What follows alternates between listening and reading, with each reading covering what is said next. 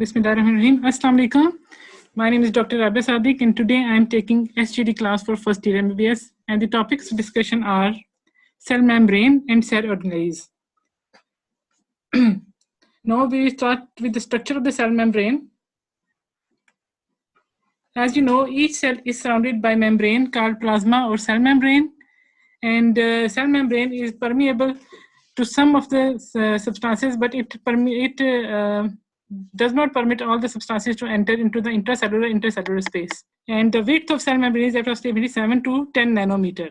Now we will come to the fluid mosaic model of cell membrane. As you have previously studied in FSC about the fluid mosaic model, it states that amphipathic phospholipids, amphipathic means the molecules, especially proteins, which contain both the hydrophobic and hydrophilic ends in their structure. So you should remember what is amphipathic. So amphipathic phospholipids, mainly lecithin and cephalin, these are the name of phospholipids, and to a lesser extent, cholesterol form a lipid bilayer. Their polar ends face outward and inward, while non-polar regions face each other at the center of the bilayer. As you can see in the picture, the rounded structures, जो round structures आपको sides पे नजर आ रहे हैं, these are the polar heads.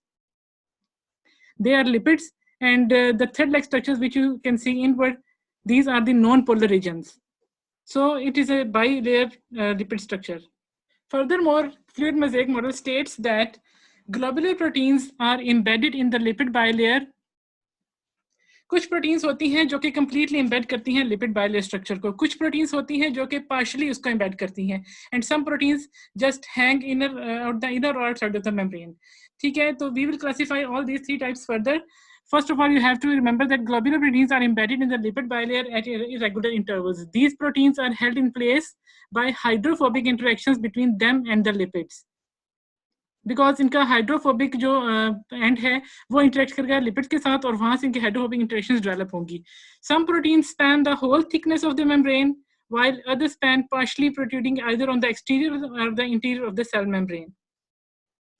The irregular distribution of proteins in the lipid bilayer gives it so-called mosaic appearance. Mosaic आपको पता होगा कि mosaic basically ऐसी appearance कहते हैं जिसमें छोटे-छोटे parts को जोड़कर एक structure बना जाए, उसे mosaic कहते हैं. तो इसी तरह lipid bilayer में lipid proteins carbohydrates mix होकर इसको एक mosaic appearance देते हैं, इसलिए इसको fluid mosaic model कहते हैं. लेकिन ये जो mosaic structure होता है ये constant नहीं होता क्योंकि fluid filled होता है, तो it can change from moment to moment. So the next slide. So the membrane proteins can be divided into two groups. Number one is the integral or intrinsic proteins, and number two is peripheral or extrinsic proteins. जैसे मैंने आपको पहले बताया था कि some proteins completely embed in the structure. These proteins are known as integral or intrinsic proteins. These are bound tightly to the membrane. And the peripheral proteins are those proteins which are bound weakly and reversibly and can be removed by gentle procedures such as buffer washing. Integral proteins वो हैं जो tightly bound है और completely embed करती हैं lipid bilayer structure को, और peripheral वो हैं जो कि just उसके inner या outer side के साथ temporarily bind करती हैं और reversible होती हैं. वो किसी भी normal procedure से जैसे buffer washing से वो remove हो सकती हैं उसके साथ से. सेकेंडली ये होता है कि मेम्ब्रेन्स बेसिकली लिपिड्स और प्रोटीन्स की कम्बिनेशन से बनती है, लेकिन कभी कभी उसमें कार्बोहाइड्रेट्स भी ऐड हो सकते हैं जो अगर प्रोटीन के साथ लिंक होंगे तो दे विल फॉर्म ग्लाइकोप्रोटीन्स. ठीक है, और अगर वो लिपिड के साथ कनेक्ट होंगे तो दे विल फॉर्म ग्लाइकोलिपिड्स. मैं रिपीट करती हूँ, membrane proteins are of two types, intrinsic और इंटेग्रल एंड एक्सट्रिंसिक और peripheral. Integral proteins are those which are bound tightly to the membrane and irreversible attachment होती है इनकी. एंड जो extrinsic proteins हैं या पेरिफेरल प्रोटीन्स वो रिवर्सिबली अटैच होती हैं और they can be removed by gentle buffer washing. Basically membrane consist of lipids and proteins, लेकिन अगर उसमें कार्बोहाइड्रेट्स ऐड हों तो अगर वो लिपिड्स के साथ अटैच होंगे तो कौन सा कम्प्लेक्स बनाएंगे? ग्लाइकोलिपिड्स. लेकिन अगर प्रोटीन्स के साथ अटैच होंगे तो ग्लाइकोप्रोटीन्स बनाएंगे. नेक्स्ट, इस पिक्चर में आपको शो हो रहा है लिपिड बाइलेयर में आप देख सकते हैं जो पिंक स्ट्रक्चर में दो चीजें शो की हुई हैं, दीज आर इंटेग्रल प्रोटीन्स. जैसे आप देख रहे हैं कि ये कंप्लीटली या पार्शियली एम्बेड कर रही हैं लिपिड बाइलेयर स्ट्रक्चर को. ठीक है, और जो आपको लोअर एंड पे दो ब्लू स्ट्रक्चर्स नजर आ रहे हैं, these are the peripheral proteins. ये हैं जो कि नॉर्मल जेंटल प्रोसीजर से रिमूव होती है, रिवर्सिबल होती हैं. जो इंटेग्रल प्रोटीन्स है उसके साथ आपने देखा होगा कि उनके हेड्स पे दो आपको थ्रेड लाइक स्ट्रक्चर्स नजर आ रहे हैं. ये जो थ्रेड लाइक स्ट्रक्चर्स हैं, दीज आर ओलिगोसेक्राइड चेन्स, ठीक है। तो ये प्रोटीन्स के साथ अटैच हैं, तो अटैच होकर क्या बना रहे हैं, ग्लाइकोप्रोटीन्स। सिमिलरली आपने जो राउंड स्ट्रक्चर्स देखे हैं पहले स्ट्रक्चर में भी, वो हैं पोलर हेड्स, और जो बीच में थ्रेड लाइक स्ट्रक्चर्स हैं येलो कलर में शो हो रहे हैं, these are non polar tails. और उसी तरह इनर साइड पे पहले पोलर हेड्स हैं और फिर आगे नॉन पोलर टेल्स हैं। ये पूरा सेल मेम्ब्रेन का स्ट्रक्चर है। Now we'll discuss about the functions of cell membrane. There are three main functions of cell membranes. So the first function is that membrane's role is to establish and maintain the concentration of electrolytes, non-electrolytes and water between the exterior and interior of the cell. Basically, membrane का main function यही होता है कि it establish and maintain the electrolyte balance and water balance between the outside and inside of the cell. And this function is done by some structures which are known as solute pumps. And the second one is solute or solvent leaks. Solute pumps require energy to function, but solute or solvent leaks are in response to concentration gradient, so they are non-energy dependent. Concentration gradient आपको मैं बता देती हूँ कि एक चीज होती है against concentration gradient, एक होती है in response to concentration gradient. जो अगेंस्ट कंसंट्रेशन ग्रेडियंट वो ये होती है कि आप अगर किसी नॉर्मली आपने देखा होगा नॉर्मल प्रोसीजर में होता है कि जिस साइड पे सोल्यूट कम हो वहां से ट्रांसफर होकर दूसरी साइड पर जाता है, मतलब हाई कंसंट्रेशन से लो कंसंट्रेशन की तरफ जाता है। This is known as in response to concentration gradient. इसमें एनर्जी की रिक्वायरमेंट नहीं होती। लेकिन एक चीज होती है अगेंस्ट कंसंट्रेशन ग्रेडियंट, उसमें होता है कि जो भी चीज हो वो लो से हाई की तरफ मूव करे तो उसमें एनर्जी की रिक्वायरमेंट होती है, अगेंस्ट कंसंट्रेशन ग्रेडियंट में एनर्जी रिक्वायरमेंट होती है।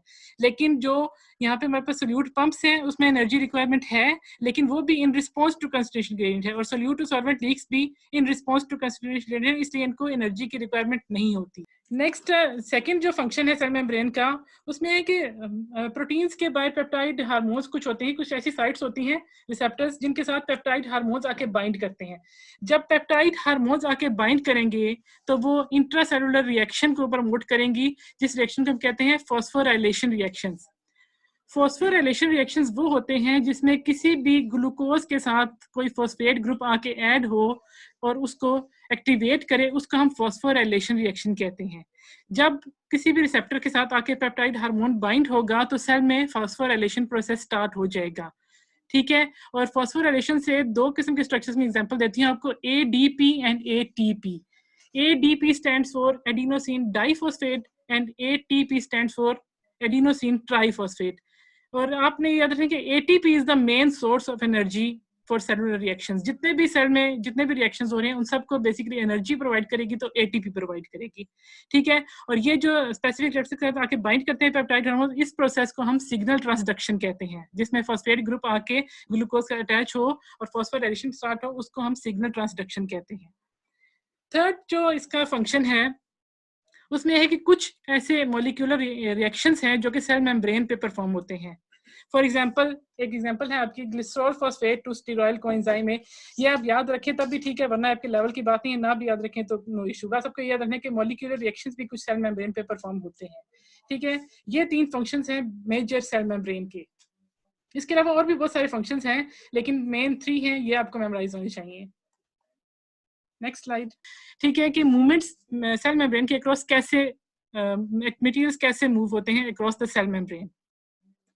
ये तो आपको पता है कि कोई भी सब्सटेंस जब सेल इंटीरियर को एंटर करता है तो उसको दो प्रोसीजर से गुजरना पड़ता है। जैसे कि आपने लिपिड रिच सेल मेम्ब्रेन में देखा कि उसके कुछ पोलर एंड्स हैं, कुछ नॉन पोलर एंड्स हैं। उसके बाद जब साइटोप्लाज्म स्टार्ट होता है तो साइटोप्लाज्म एक्वस मीडियम है, ठीक है।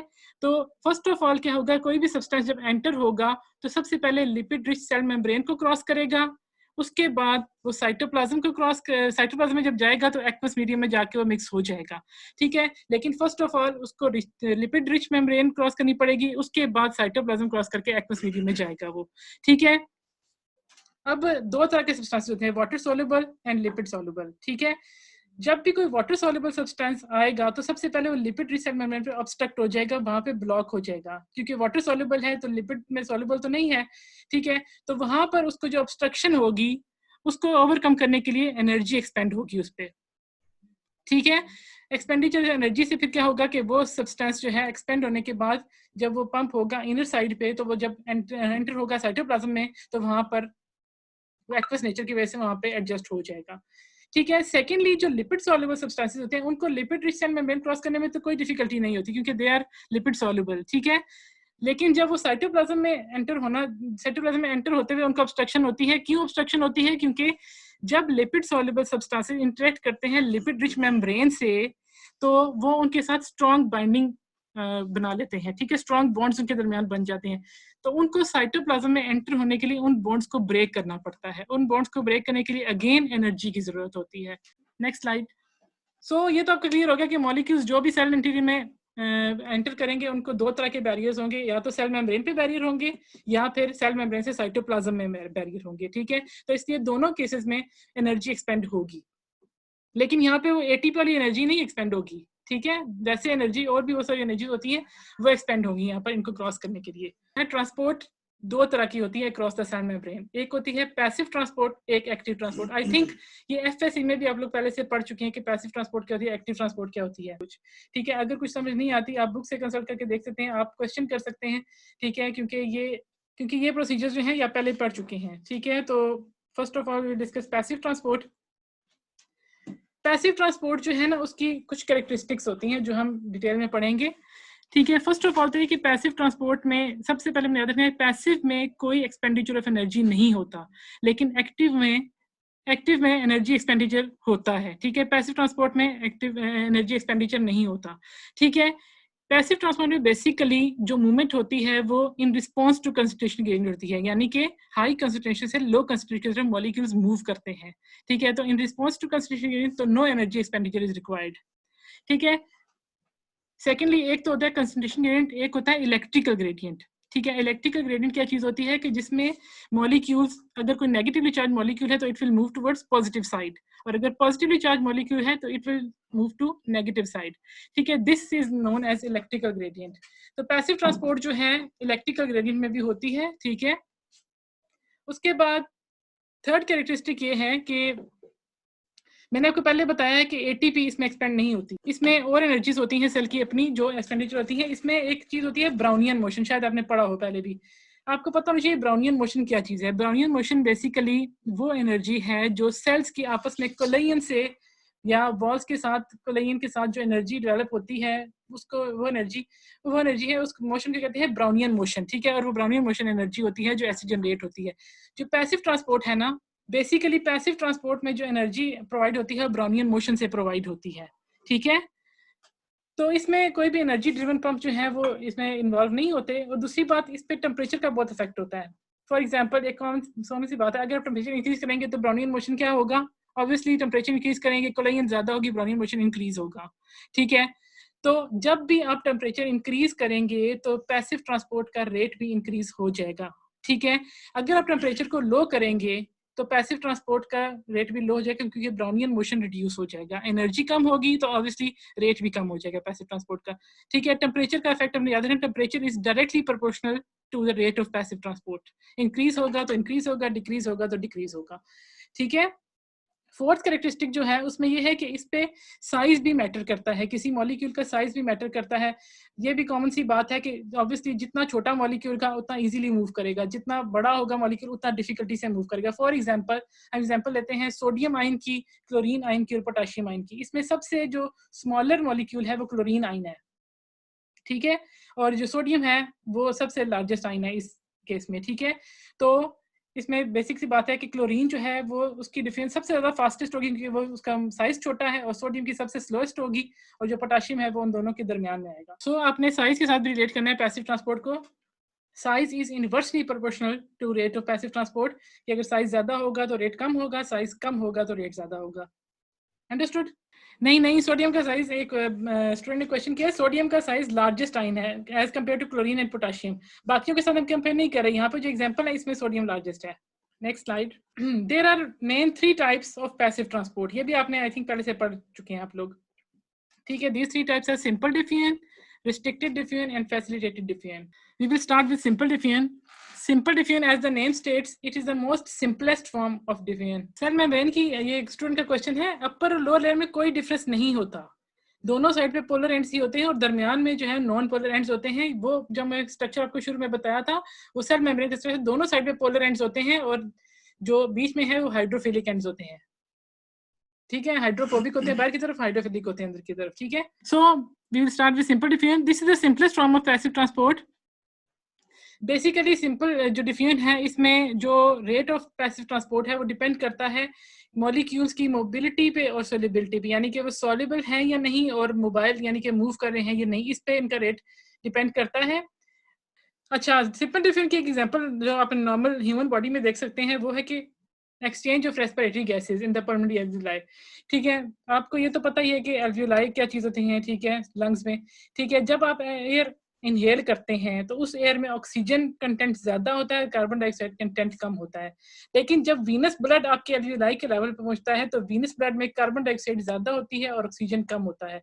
ठीक है, तो जब in response to concentration gradient higher से लोअर कंसंट्रेशन की तरफ जाएगा, जो वीनस ब्लड है उसमें कार्बन डाइऑक्साइड ज्यादा है और ऑक्सीजन कम है, जबकि एल्वियोलाई में ऑक्सीजन ज्यादा है और कार्बन डाइऑक्साइड कम है। तो जब वो वीनस ब्लड का और एल्वियोलाई का कनेक्शन होगा तो उसमें इन रिस्पॉन्स टू कंसंट्रेशन यानी कार्बन डाइऑक्साइड एल्वियोलाई से बाहर मूव करेगी और ब्लड से जो कार्बन डाइऑक्साइड बाहर मूव करेगी और ऑक्सीजन ब्लड में मूव करेगी। ठीक है, तो उसकी वजह से ये भी आप देख सकते हैं कि जो डीऑक्सी एचपी है वो ऑक्सी एचपी में हीमोग्लोबिन में कन्वर्ट हो जाता है। ठीक है, ये आप आई थिंक रेस्पिरेशन का पूरा प्रोसेस पढ़ चुके होंगे, आपको बेहतर समझ होगी कि वीनस ब्लड में क्या चीज़ ज़्यादा होती है और एल्वियोलाई में क्या होती है और किस तरीके से इन रिस्पॉन्स टू कंसंट्रेशन यानी हाई से लो कंसंट्रेशन में किस तरह से मूव करती हैं गैसेस और किस तरह से एक्सचेंज होता है। ये सिंपल डिफ्यूजन के थ्रू होता है, ये सिंपल डिफ्यूजन की एग्जांपल है। सेकंड टाइप जो है वो है रिस्ट्रिक्टेड डिफ्यूजन। रिस्ट्रिक्टेड डिफ्यूजन जो है ये इलेक्ट्रिकल चार्ज की वजह से होती है। इसमें क्या होता है कि कुछ साइट्स होती हैं मेम्ब्रेन पे, मेम्ब्रेन के अंदर या मेम्ब्रेन के बाहर कुछ ऐसी साइट्स होती हैं जिनमें कोई ना कोई इलेक्ट्रिकल चार्ज होता है। ठीक है, तो इलेक्ट्रिकल चार्ज जब मॉलिक्यूल्स उसके थ्रू मूव करते हैं तो इलेक्ट्रिकल चार्ज उसके साथ इंटरेक्ट करता है, तो अगर तो मतलब सेम चार्ज है तो रिपेल करेगा, अगर ऑपोजिट है तो अट्रैक्ट करेगा। ठीक है, तो ऑब्वियसली अगर सेम चार्ज है तो रिपेल करेगा तो rate of passive transport reduce हो जाएगा। ठीक है, अगर ऑपोजिट है तो अट्रैक्ट करेगा तो rate of passive transport increase हो जाएगा। ठीक है, तो रिस्ट्रिक्टेड डिफ्यूजन आपने याद रखना कि चार्ज बेस्ड होती है, इलेक्ट्रिकल चार्ज पे बेस करती है। इलेक्ट्रिकल चार्ज मेम्ब्रेन में जो चार्ज होता है उसके अकॉर्डिंगली जिस तरह आयंस जो चार्ज होते हैं वो उसकी जो है पैसिव ट्रांसपोर्ट उस पर इफेक्ट होती है। थर्ड टाइप जो है वो है फैसिलिटेटेड डिफ्यूजन और कैरियर मीडिएटेड। फैसिलिटेटेड से आपको नाम से पता चला होगा कि इसमें कोई चीज़ हेल्प करती है उनको, प्रोटीन्स हेल्प करती हैं, ये कोई भी स्ट्रक्चर हेल्प करता है उनकी मूवमेंट में। ठीक है, इसमें क्या होता है कि जो आपको मैंने शुरू में बताई थी ट्रांस मेम्ब्रेन इंटेग्रल प्रोटीन्स होती हैं, उन प्रोटीन्स में कुछ चैनल्स होते हैं। चैनल्स मींस कि पाथवे होता है उनके दरमियान में एक। ठीक है, तो जो मतलब होते हैं ऐसे सल्यूट्स जो वैसे पास नहीं करते सेल मेम्ब्रेन से, वो थ्रू प्रोटीन्स पास करते हैं उन चैनल्स के थ्रू। उन चैनल्स के थ्रू प्रोटीन मीडिएटेड होके वो सेल के अंदर एंटर हो सकते हैं। ठीक है, जब कोई सल्यूट पार्टिकल्स बड़े हैं, ठीक है, जो कि सिंपल डिफ्यूजन से एंटर नहीं हो सकते, उनके लिए ये प्रोटीन मीडिएटेड जो है डिफ्यूजन होती है। ठीक है, इसकी एग्जांपल्स हैं uptake of glucose by the brain, RBCs, liver, kidney, skeletal and cardiac muscle, fat cells. Next slide. Next आ जाती है एक्टिव ट्रांसपोर्ट। एक्टिव ट्रांसपोर्ट जो शुरू में बताया था आपको, एक्टिव ट्रांसपोर्ट में एक्सपेंडिचर ऑफ एनर्जी होता है। ठीक है, तो इसमें क्या होता है कि जब एक्सपेंडिचर ऑफ एनर्जी किसमें होता है, जब अगेंस्ट कंसंट्रेशन की कोई चीज मूव करती है, यानी कि जब लो कंसंट्रेशन से सल्यूट पार्टिकल्स हाई की तरफ मूव करते हैं तो ये अगेंस्ट कंसंट्रेशन ग्रेडियंट होता है। इसमें इसको एनर्जी चाहिए होती है, क्योंकि नॉर्मली ये प्रोसीजर नहीं होता। Normally in response to concentration gradient होता है, उसमें एनर्जी नहीं चाहिए थी। लेकिन एक्टिव में ऑपोजिट है कि लो से हाई की तरफ मूव करेंगे तो इसमें एक्सपेंडिचर ऑफ एनर्जी होगा। ठीक है, इसलिए इसको हम कई बार अप हिल ट्रांसपोर्ट भी कहते हैं। सेकेंडली ये कि active transport energy dependent process है। ठीक है, इसमें एटीपी यूटिलाइज हो रही है, सेलुलर रिएक्शन से जो एनर्जी प्रोड्यूस होती है एटीपी, एडिनोसिन ट्राइफॉस्फेट, वो एक्टिव ट्रांसपोर्ट में यूज होती है।